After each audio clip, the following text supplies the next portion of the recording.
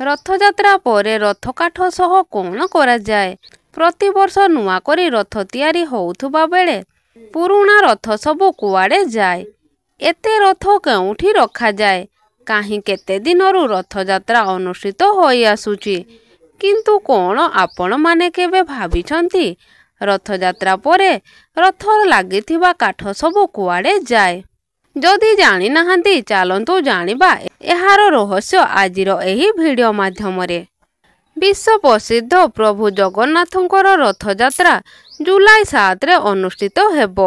ରଥଯାତ୍ରା ଦିନ ପ୍ରଭୁ ଜଗନ୍ନାଥ ତାଙ୍କ ବଡ଼ ଭାଇ ପ୍ରଭୁ ବଡ଼ଭଦ୍ର ଓ ସାନ ଭଉଣୀ ଦେବୀ ସୁଭଦ୍ରାଙ୍କ ସହିତ 3ଟି ଅଲଗା ଅଲଗା ରଥ ଉପରେ ବସି ସହରର ପରିଭ୍ରମଣ କରିବାକୁ ବଡ଼ ଦେଉଳରୁ ବାହାରକୁ ଆସନ୍ତି।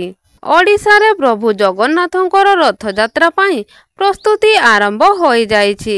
ଏହି ରଥଯାତ୍ରା ପ୍ରତିବର୍ଷ ଆଷାଢ଼ ମାସରେ ଆରମ୍ଭ ହୋଇଥାଏ। ଏକ ଧାର୍ମିକ ବିଶ୍ୱାସ ଅଛି କି ଯେ ପ୍ରଭୁ ଶ୍ରୀ ଜଗନ୍ନାଥଙ୍କର ରଥ ଟାଣୁଥିବା ଭକ୍ତର ମୁଖପ୍ରାପ୍ତ ହୋଇଥାଏ। କିନ୍ତୁ ରଥଯାତ୍ରା ସମାପ୍ତ ହେବା ପରେ ଏହି ରଥ ଏବଂ ତାଙ୍କର ଏହି କାଠ ସବୁ କ'ଣ ହୁଏ ଆପଣ ଜାଣିଛନ୍ତି? ସବୁ ବର୍ଷ ଏହି 3 ଠାକୁରଙ୍କ ପାଇଁ ନୂଆ ନୂଆ ରଥ ତିଆରି ହୋଇଥାଏ। ପ୍ରଭୁ ଜଗନ୍ନାଥ, ବଡ଼ଭଦ୍ର ଏବଂ ସୁଭଦ୍ରାଙ୍କର ରଥ ନିମ୍ବ କାଠ ଓ ହାସନି କାଠରେ ନିର୍ମାଣ କରାଯାଏ। ଏହି ଗଛଗୁଡ଼ିକ ପାଇଁ ଏକ ସ୍ୱତନ୍ତ୍ର କମିଟି ଗଠନ ଦ୍ୱାରା ମନୋନୀତ ହୋଇଥାଏ, ଯାହାକି ଜଗନ୍ନାଥ ମନ୍ଦିର ଦ୍ୱାରା ଗଠିତ। ସେମାନଙ୍କର କାର୍ଯ୍ୟ ହେଉଛି ଭଲ ନିମ୍ବ କାଠକୁ ଚିହ୍ନଟ କରିବା। ରଥ ତିଆରି ସମୟରେ କୌଣସି ଧାତୁ କିମ୍ବା କଣ୍ଟାର ବ୍ୟବହାର ହୋଇନଥାଏ। ପ୍ରତିବର୍ଷ କେବଳ କିଛି ସେବାୟତ ହିଁ ଏହି ରଥ ନିର୍ମାଣ କରନ୍ତି।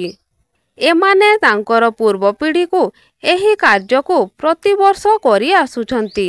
ଯାତ୍ରା ପୁରା ହେବା ପରେ ରଥର କିଛି ଅଂଶକୁ ଅଲଗା କରାଯାଏ। ରିପୋର୍ଟ ଅନୁସାରେ ରଥର ଏକ ବଡ଼ ଭାଗକୁ ନିଲାମ କରାଯାଇଥାଏ।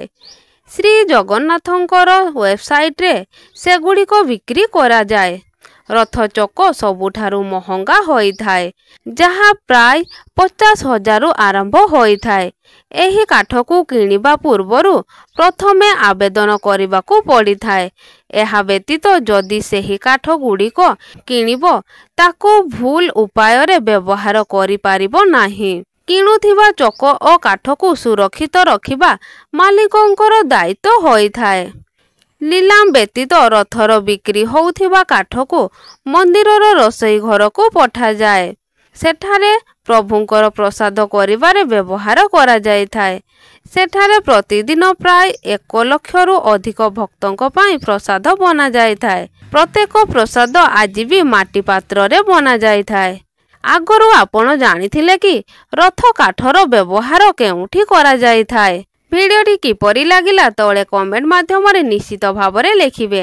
ଭିଡ଼ିଓଟି ଭଲ ଲାଗିଥିଲେ ଭିଡ଼ିଓଟିକୁ ଗୋଟିଏ ଲାଇକ୍ କରି ଚ୍ୟାନେଲଟିକୁ ସବସ୍କ୍ରାଇବ୍ ମଧ୍ୟ କରିବେ।